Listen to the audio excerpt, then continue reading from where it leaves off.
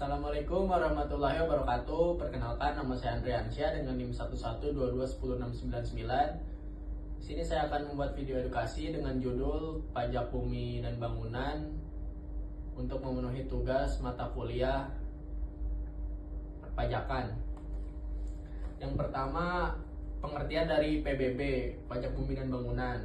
PBB adalah pajak yang dikenakan atas kepemilikan atau pemanfaatan tanah dan bangunan. Artinya kalau kamu punya sebidang tanah kosong, ruko atau lahan pertanian, kamu wajib bayar PBB tiap tahun. Jadi bukan cuma pemilik rumah besar saja, bahkan pemilik tanah kecil pun wajib untuk membayar pajak PBB ini.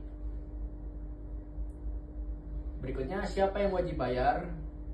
Secara umum, orang atau badan yang secara hukum memiliki hak atas tanah dan bangunan, termasuk juga yang memanfaatkan atau menikmati hasil dari properti itu, diharuskan untuk membayar pajak bumi dan bangunan.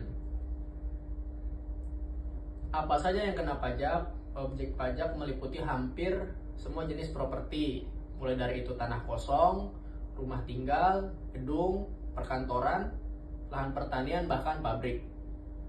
Tetapi ada juga pengecualian seperti hutan lindung, taman nasional, atau tanah milik negara yang digunakan untuk kepentingan umum. Berikutnya, bagaimana penghitungan PBB itu sendiri? Penghitungan PBB memang teknis, tapi konsepnya sederhana. Pemerintah akan menilai beberapa nilai jual tanah dan bangunanmu. Dari situ ditentukan nilai objek pajaknya. Setelah dikurangi dengan batas tidak kena pajak, barulah dihitung berapa yang kena pajak, yaitu nilai jual kena pajak NJKP. Rumusnya kira-kira begini: PBB sama dengan tarif dikali dari NJKP. Tarif yang digunakan itu biasanya 0,5%. Tapi tenang, kamu tidak perlu hitung sendiri. Pemerintah akan mengirimkan dokumen yang disebut SPPT PBB setiap tahun, yang isinya langsung menyebutkan berapa jumlah pajak yang harus dibayar. Berikutnya, bagaimana cara pembayarannya? Langkah pertama, kamu bisa cek SPPT kamu. Dokumen ini bisa dikirim oleh RT atau RW atau kantor kelurahan. Kalau tidak dapat, kamu bisa cek secara online lewat situs atau aplikasi resmi pemerintah daerah. Langkah keduanya yaitu cek nomor objek pajak NOP kamu. Ini seperti kode unik untuk properti yang kamu miliki. Lalu langkah ketiganya, pilih metode pembayaran. Yang pertama bisa melalui kantor pos atau bank yang ditunjuk. Yang kedua ATM atau mobile banking. Yang ketiga e-commerce. Dan yang terakhir melalui aplikasi pajak daerah seperti IPPB atau ISPPT. Langkah keempat, bayar sesuai jumlah di SPPT dan simpan bukti pembayarannya. Lalu kenapa sih kita harus membayar PBB?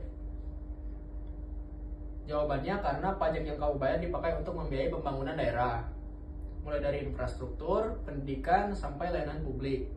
Makin rajin kita bayar pajak, makin cepat pula pembangunan bisa berjalan.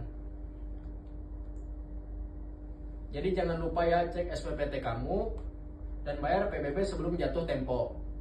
Biasanya jatuh tempo tiap 31 Agustus. Tapi bisa berbeda di tiap daerah. Membayar PBB itu bukan cuma kewajiban, tapi juga kontribusi nyata kita untuk lingkungan sekitar. Baik, demikian video edukasi dengan tema pajak bumi dan bangunan. Semoga bermanfaat untuk kita semua. Wassalamualaikum warahmatullahi wabarakatuh.